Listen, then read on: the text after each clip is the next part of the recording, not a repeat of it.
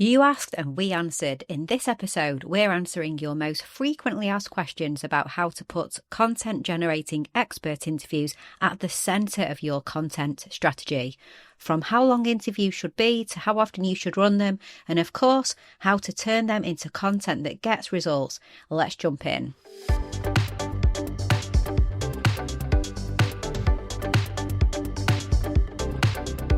You're listening to the Content 10x podcast, where it's all about content repurposing.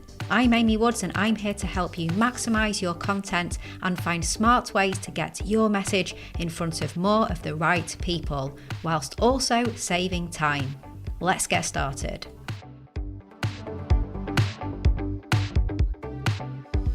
Hello and welcome to the Content 10x podcast. I'm your host, Amy Woods, and I am joined once again by our co-host, Hayley, who heads up marketing operations and client account management at Content 10x. Hayley, welcome back to the podcast. Hi, Amy. Thanks for having me on again. I'm really excited for this one.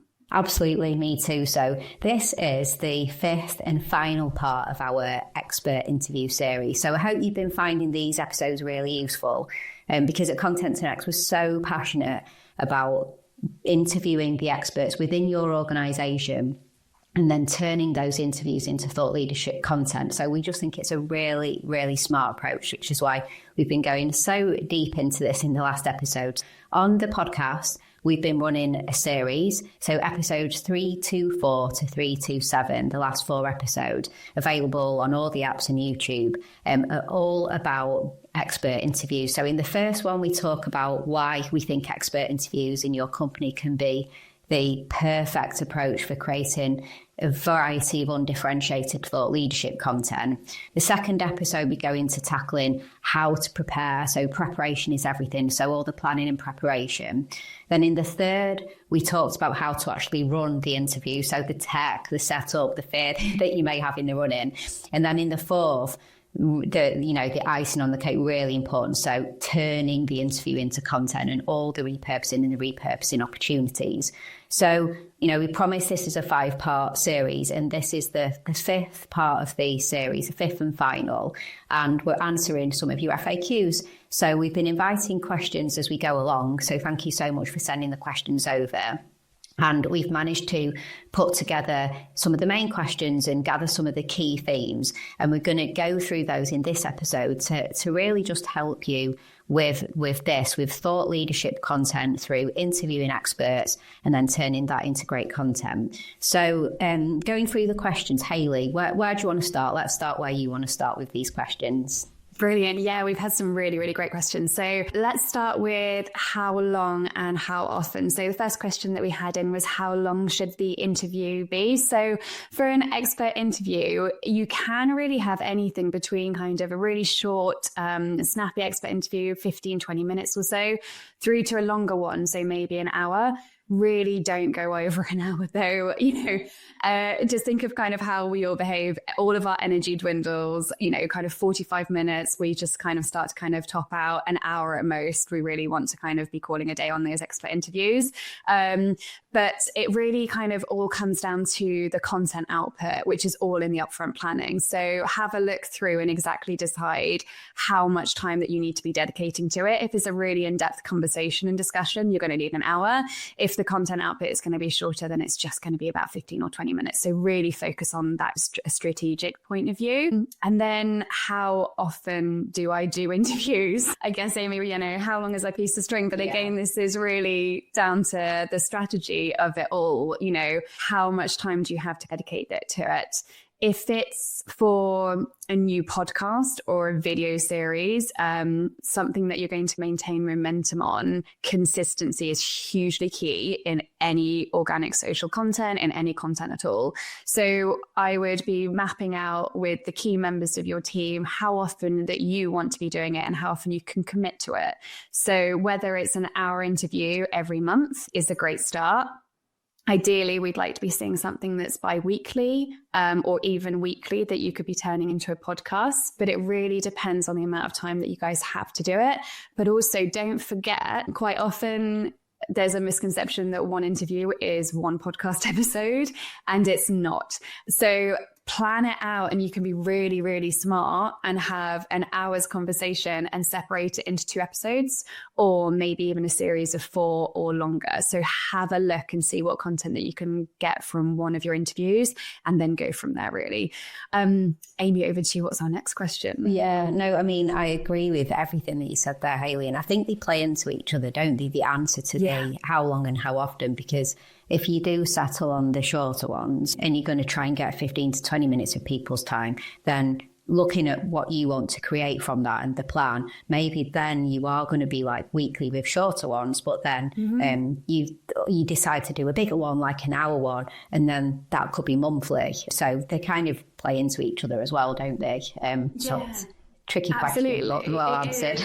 And also, you know, it's a difficult one as well, because it really depends on the commitment from the rest of the team. You guys in marketing, I know we often have really some great ideas and some phenomenal ideas of who we want on it. And then when we actually go out to the team, they're booked up for months in advance. So it really just depends as a team as a whole what you can do. Yeah, absolutely. Great. So another question that we had was how can the expert interviews complement my other marketing strategies? So I think, we've already just touched on this, but if you're going to be looking at the year ahead and your objective for your overall content marketing strategy, and you are planning on interviewing experts for the thought leadership component, then, you know, you clearly want to make sure there's alignment with that year ahead strategy. So if you, for example, decided on some particular pillars that you want to focus on, that you want to become known for in your industry, then I think that's when you start addressing the who side of the interviews then, isn't it? So who in the organisation are the experts for those pillars that, as part of our bigger strategy, we want to become known for and what you want to create thought leadership for. So it's recognising the expertise and then lining that up with your ultimate objectives. And we've mentioned earlier in the previous episodes in the series about speaking to people who are functional experts, industry experts, not just, you know, the C-suite and the top leadership, but, you know, this expertise, it exists throughout the organisation. But and the question, complementing other marketing strategies and lining things together, you need to make sure that you're aligning with your channel strategy as well. So the pillars and the who and the expertise to align with what you want to be known for.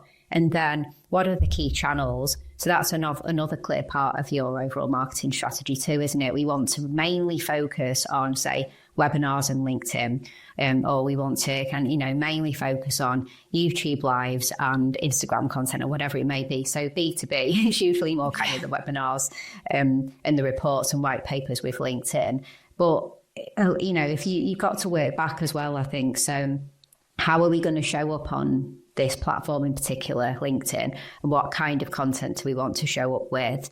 So now let's align that with the approach for our expert interviews too, because coming back to the planning, you know the types of content for that platform that you want to create. And so how can we extract that from the interviews that we're going to run? So, I guess like kind of a bit of a long answer there and quite a bit to think about, but we keep saying it, but the planning and the prep is everything, and it has to build up to the overall strategy, doesn't it? Absolutely. And also how you can amplify your content marketing strategies as well. So I'm just thinking of so many clients that we know who have brilliant industry events. And, we've just spoken about how long and how often. If you've got key clients that are literally all there in one day, amplify it. Can you grab all of those people for 15, 20 minutes each? And then you've got a huge content strategy. If you think about it, you've probably got maybe 10 or 12 people that you could pull on quite easily. And that's a huge content platform for you there. So try and think of it not just complementing, as Amy's mentioned, but also how you can amplify those events, those conferences that you've already got. You've already got those people in the same room. So what can you do with their time whilst they're there to make it as strong as possible? Yeah, absolutely, completely. Moving on to these other questions. So absolutely perfect for you to answer, Hayley, because there's a few questions we've had about the interviews and the storytelling and things like that. The next one being, what if the expert goes off topic or starts providing some technical information, things like that? So How do you manage that, Hayley, when they start to go off topic? I absolutely love when they go off topic. So it's so important. I know, as sometimes as a facilitator or an interviewer, you might kind of think, oh, alarm bells are ringing. They've gone off on a complete tangent. Please let them go off topic. They are clearly passionate about what they're talking about. They've gone off on a tangent. Just let them flow. Let them just get it all out, have that kind of flow of conversation, because that's what editing is about. If it's not necessary and doesn't need to be included, you can edit it out afterwards. But quite often, like, these key, really exciting nuggets of information and passion come out in their complete tangents that they go off on. So let them. Definitely, please don't stop them midway through. Quite often, if you stop somebody, they immediately become flustered, really conscious of what they're talking about, trying to overthink what they're discussing. And we really don't want that to happen. Like, the whole point of these interviews is to have this calm, relaxed flow nature. So let them do it. Just guide them back to the conversation. And it can be obviously tempting to interrupt, but use this point to take notes as an interviewer or a facilitator on something that clearly can be discussed at another point as well. And then we've got a really great one about how do you balance structured questions as well as keeping the storytelling flowing? So yeah, that's a really good question. But I guess firstly, because you've done the preparation up front, you've come prepared as an interviewer with the stories and the points that you want to cover. And then you've given the guest, your expert, all of the questions for them to understand and look through and create their stories. You should really have a storytelling flow before you've even started the interview itself. So you should be able to, as an interviewer or a facilitator, look through and maybe just rearrange those points of conversation so it flows like a story. But one thing I would say is don't get straight into the story. Build it up. So you want to have time with your expert to really kind of warm them up and do the kind of upfront questions and then get into the story. And at that point, please ask open-ended questions. To get a story out, you need to continuously ask open-ended questions. Closed ones will just force everybody kind of down like a very narrow path. But as you're the interviewer, it's important for you to be listening to the answers of the questions. So don't just focus on, here's the script, here are the points that we need to cover, I'm just going to get on to the next question. Listen to what that expert is saying and then guide that conversation, because quite often their answer might be elongated, off tangent, but provide great content. So ask them further questions and really, really go into the flow of it. So have a mix of structured questions at the start, getting into the flow, and then closing questions at the end. What do you think, Amy? Yeah, I think that's a perfect answer, and I completely agree with you. And I like how they link together as well, because when we were talking in the first section about going off topic and, kind of lean into that and let them, and you can bring things back, but that can still be content. And then thinking here about the storytelling side as well. It just brings me to thinking about the whole, don't discard like the offcuts and the, like the content that maybe wasn't part of the plan. So I was just going to mention that, for example, when we record our B2B Content Strategies podcast, so if you haven't checked that out, go check that out. It's our sister podcast to the Content 10X podcast, where we interview leaders in B2B content marketing. And, we're always aware of that in terms of we know what we're asking these experts. We've practiced what we preach. We've shared the questions in advance. And we know what content we want to create from those episodes. But when we're going through our edit, we have what we call the content bank as well. So we pick out those moments where it wasn't part of the original plan. But as you said, Hayley, like stories that have come about that we might not be expecting, or certain segues, or kind of going slightly off topic, but it's still really interesting in its content in itself. And yes, it's not part of our current plan, like the plan of what's going to go out on different platforms for that episode, but it's not going to go to waste because it goes in our bank, and then we theme the content within the bank. And what do we have there? We have some highlights episodes, we have feature content. And in larger organisations, you know, they might have said something wonderful for the sales team, so you can get in touch with them and say, you know, we've got this excellent like video clip that you guys could be sharing as part of the sales process and things like that. So I love what you said, Hayley, about let them initially, like let them kind of go off topic. And you're absolutely right, you know, about getting those stories and the open-endedness and stuff. So hopefully, like, well, we've answered that question well, because it was really, really good question. Let's move on to the next questions and move on to the content from the episode. So another great question. Well, I mean, this is a key question that we get asked a lot. How much content can you really generate? So you're running a recorded video expert interview, be it 15, 20 minutes or be it longer, an hour or so. How much content could you really generate? And I feel like, I suppose the straightforward answer to that is, well, again, how long is a piece of string? Because there's so much that you can create.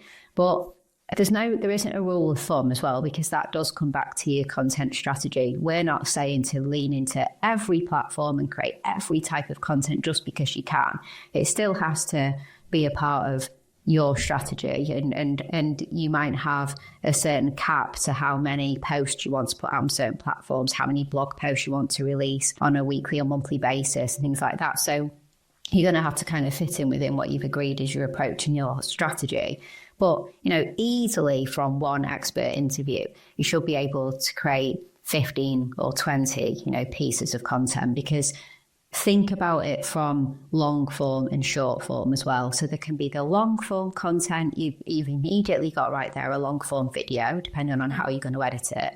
And then if you're leaning into the podcast side of things, you've got a long form podcast right there too. And then you've got a long form blog post. So let's face it, if you are going to talk about a couple of key insights or a couple of different topics, you might have a couple of blog posts and a couple of podcast episodes and a couple of videos that are all long form. And you might have infographics, some kind of long form visual content as well. And then, I mean, the short form, like we could be talking, pulling out key quotes for quote graphics, pulling out great little video snippets for short social media videos, designing in carousels, image carousels, things like that. And then even from a 15-minute interview, you should be at least able to get 6 or 7, you know, really good short videos, or maybe 10, but you don't want to end up chopping up literally every single minute of the interview. So you're not going to chop it all up. But there's a lot, isn't there, Hayley? I think, you know, it comes down to what your plan is, doesn't it, really? Yeah, and it's also thinking about the kind of long form to short form to long form again. So if your strategy is actually ultimately right at the beginning, you guys come together and say, actually, I need to release an ebook. Well, hold on, we're going to do an ebook, but separated into 12 expert interviews, because I know I can embed, you know, like a teaser within like an email newsletter on a monthly basis, and then look at the long-term nurture. Think of that as the strategy. So don't just think of long form to short form, think of the long form to short form back to long form. Yeah. Like, how can you really get the most out of this? Because we talk about that all the time, don't we, Amy? The most return on investment, that bang for your buck. We want to make sure that this is your long-term strategy and kind of a key content aspect of it. Yeah, absolutely. Because there's the long form to longer form of bringing them all together and creating that ebook or that report or that big thought leadership piece as well. So there's so much. Next question. So I really love this, and Hayley and I are both going to provide a different answer for this, because it just based on our experiences and what stood out the most. But the question is, what mistakes do you see marketing teams make with expert interviews? So I'll share one, then Hayley's going to share one. And the one that immediately came to mind for me was trying to cover too much in one interview. So we want expert interviews really to go deep and narrow. You know, this is thought leadership content. This is supposed to be kind of forward thinking, like deeper insights, and you know, trying to create some differentiated, useful content. So sometimes what can happen is we're trying to cover so much in one episode, or I say episode, whatever it is, one piece of content, whatever that's going to go on to become. Whereas maybe it could be broken down much deeper, and then there can be more content to then create in the future. So let's not cover all of that. Let's go deep on this, and then let's book in a series, and let's cover more of this information as we go along in other interviews. So I think that is just one more for the planning phase. But if you try to cover too much, you then end up having quite a high level interview, and it doesn't then completely tick the box of actually going deeper into the expert's knowledge and insights and things like that. It still stays quite surface level if you're covering too much. So, one interview broken down could be 5 interviews that become 10 blog posts and that kind of thing. So, not going deep and narrow and trying to cover too much is probably one of the big mistakes that I see. What about you in terms of mistakes that you see with these expert interviews? Yeah, just touching on the one that was raised with you, Amy, is that often when we have a kind of tendency of wanting to cover everything in an expert interview, but again, just to reiterate what Amy mentioned, but think of the end audience. Like, I liken it to ordering off of a menu. You just want to come away with like one really great meal, one kind of key piece of valuable information that you're going to share. You don't want to be delivered the entire menu on your table. I mean, some people might do, but majority of us would feel a little bit overwhelmed. You'd kind of be going, well, what did you enjoy about it? Just give that person, like, think about that end audience user. They just want one piece. Don't overwhelm them. And they'd be more happier with one piece of really deep, narrow expertise into you than just kind of surface level information. So really, really kind of focus on that bit. For me, I would definitely say the mistake that I see is being really formal in the interview itself. So yes, we work majority B2B, but we don't need to be formal. I've mentioned it before, humans connect with humans. We don't connect with robots. We connect with warmth and nurturing. That's what content is all about. So, let's make sure that we're breaking down those barriers within the interviews and not being overly formal. So we're really kind of driving that nurturing connection. And as I mentioned before, stopping the answers when they get to a good point. So letting people go off on tangents. I see that quite often, that, there'll be a kind of overly structured way of holding the interview rather than letting the conversation flow naturally. And quite often you'll miss the golden opportunities, those key little nuggets of information that you wouldn't have got if you'd stopped it. So we've also had a question about distribution as well. So I think we could briefly touch on that. So what platforms are best for distribution? So this is a huge open-ended question and answer really as well.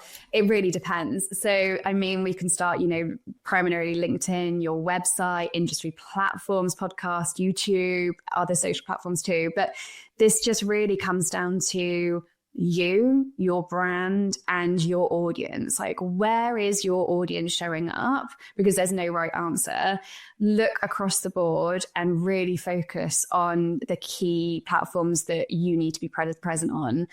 Don't spread yourself too thin. So, if you don't need to be on TikTok, on X, on Blue Sky, on Reddit, on everything, choose your key platforms first and then get those right. And then when you're getting those right, step on to the next one, or you don't need to. So have a look, but most importantly, look where your audience is, but do not spread yourself too thin. There's nothing worse than copy content. Really, really focus on the right platforms. Yeah, I completely agree with you. And another very similar question that we got, how often should I reshare the content? So it's kind of a similar question, isn't it? Where should I be sharing it? What are the best distribution channels? And also, how often should I reshare it? And I really echo what you just said, Hayley, in terms of it's not about, the volume play as well, of like just keep resharing the content. What I would say is that when we're creating this type of content, the beauty of it often is that it is evergreen, unless it's content that is really,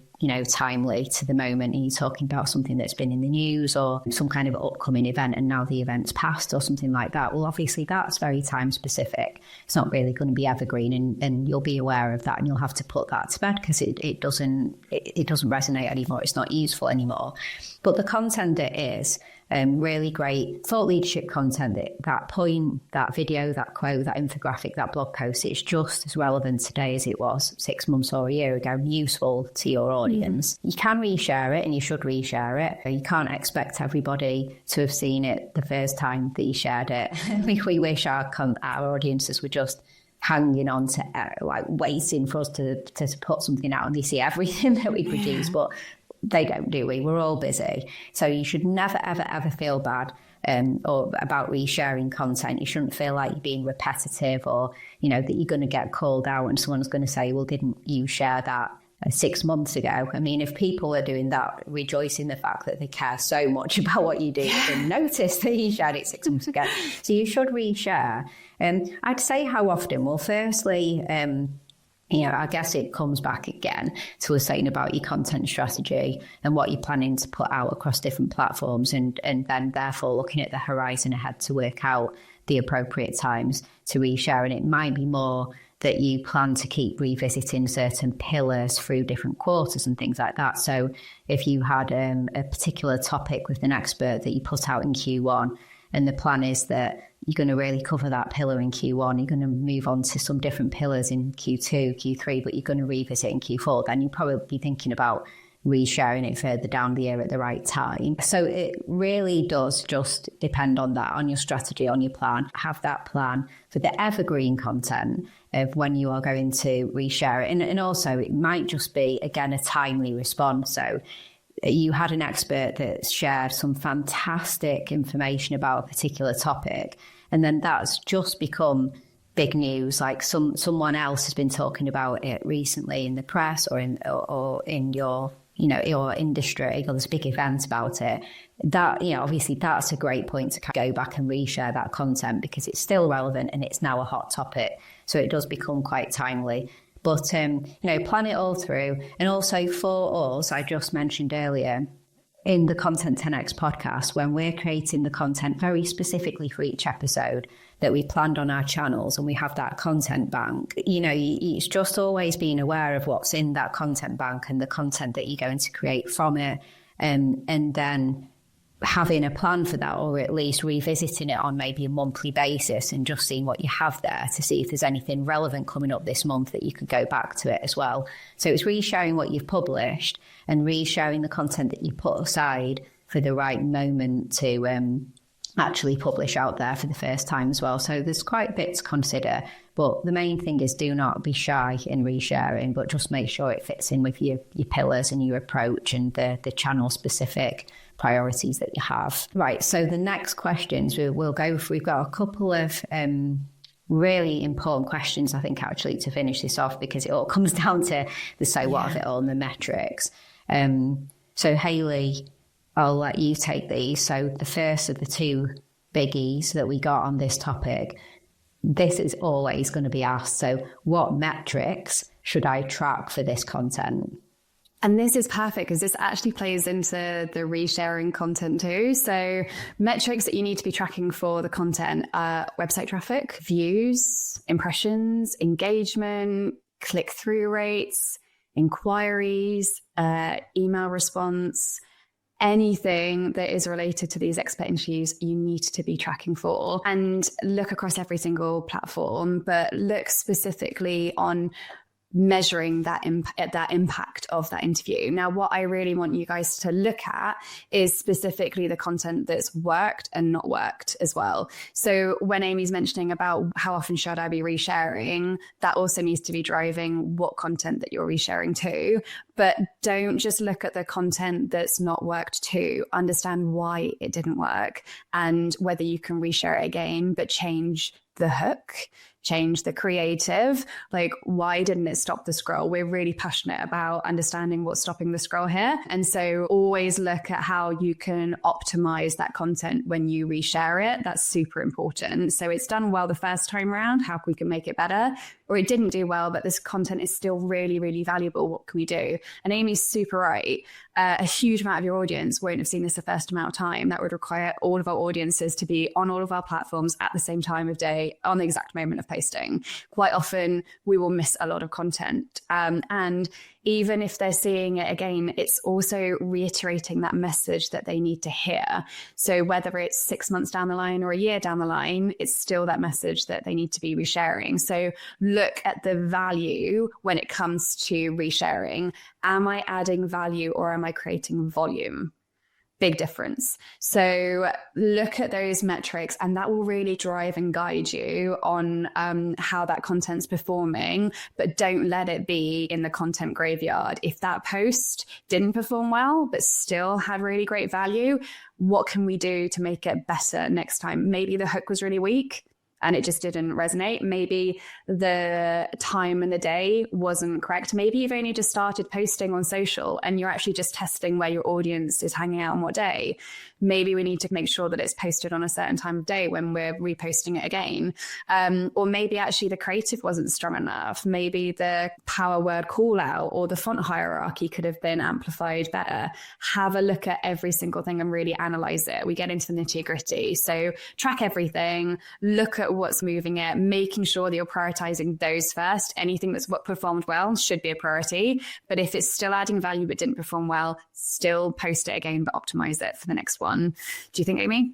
Yeah, I was going to say in terms of when you were mentioning the metrics, so whatever the normal metrics would be for you for that type of content, if it's been turned into an email, well, what would you normally look for your email metrics, open rates, click-through rates, etc. If it's gone to be a blog post, what would you normally look at, your traffic and things like that. So it's looking at the metrics that already exist, like you said, Hayley. But something that I was going to mention as well is that I think metrics they're obviously so important because you want to measure things, you want to know how they perform, and as you were saying, Hayley, make some changes based on the numbers that you're seeing and then measure those changes and the impact. But another thing that just came to mind as you were saying that, Hayley, was to run an expert interview program and get in front of all these different experts within the company, you got to get buy-in from the experts in the company, haven't you? And so I guess another part of the metrics too is if you can share with the people who you want to get on board and you want to get stakeholders involved and leadership involved and everyone behind it, if you can share the numbers of the reach that you are getting from these interviews, it's going to get more internal buy-in as well, isn't it? So I'm thinking about the holistic measurement. Let's say you record an expert interview and it goes on to the podcast and you also put it on your YouTube channel. Let's just assume that you've got podcasts and YouTube channel, and you also put out some LinkedIn content and blog posts. And then if you were to say the reach of that for a number, let's get our number and say how many people did it reach. So you'd be getting the podcast download plus the YouTube views plus the website and visitors to blog posts plus the views or likes or engagement, whatever you want to track on social, and added it all together. Wouldn't it be great then to just be saying internally, that we're interviewing experts, and from, the first 3 interviews alone, we've got our in-house expertise in front of 50,000 people, because through the reach of that content, 50,000 people have heard us as a company and our experts talking about this topic. And so I feel like if you really nail it in order to improve and know what's working in just your marketing, alongside just knowing those numbers for the internal promotion and buy-in of the whole thing combined, it's really going to help, isn't it? So hugely. That data is important. hugely. And just off the back of that, I think also the fundamental aspect of it is that this is employee generated content, and use your employees. If they're happy, post it on LinkedIn and look at it from, when we're talking about upfront planning, be looking at those employees and looking at those LinkedIn followers. Does your employee actually have more followers than you do as a company on LinkedIn? Because we can promise you that you should be sharing that content directly from that employee's profile and resharing it as a company. You've got to think about the reach and impressions here of what's really going to kind of move the needle. And exactly as Amy was saying, across all those platforms, look at, the reach of it, but also across 12 of your employees, how many followers have they got? And, where are we, what else can we do to kind of leverage it? If you're planning on doing this and you're actually thinking, hold on, we've got a conference that's 6 months out that we could be doing it for, what can we be doing smartly ahead to prep it? Could we actually be reaching out to these experts and saying, hey, we're going to have an expert interview with you, and this is going to be a huge part of our content strategy. But as part of it, we'd like to see kind of some growth on your LinkedIn page because this is what we want to do. all of these things can be like worked on upfront as well. Yeah, I completely agree. This leads on perfectly. So I think this is the last question that we'll tackle for the episode. Again, another classic. How long does it take to see results? So what would be your typical answer to that? Oh, yeah. I think that's a question that we probably get asked on a weekly, if not day-to-day basis, isn't it? Yeah. We'd always love to see results like overnight success and everything else, but it's not, there's that kind of vanity metrics versus engagement metrics, and content marketing is not a short-term quick fix gain. It is not. It's a huge long-term gain. And that's the most important thing. Realistically, when we're speaking to clients and, you were starting to kind of really push on organic social, you're not going to see any results for at least 3 months. And that can be quite disheartening at the beginning to kind of put all of this upfront effort in and not see a lot of results for a long period of time.